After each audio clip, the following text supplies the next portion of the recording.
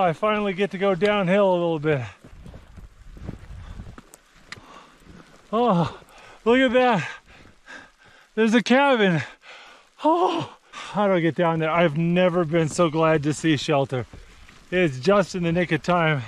Sun is gonna set here in less than an hour. Oh, I'm so cold.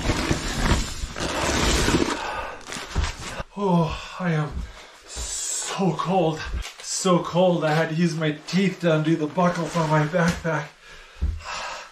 I need to get dry immediately.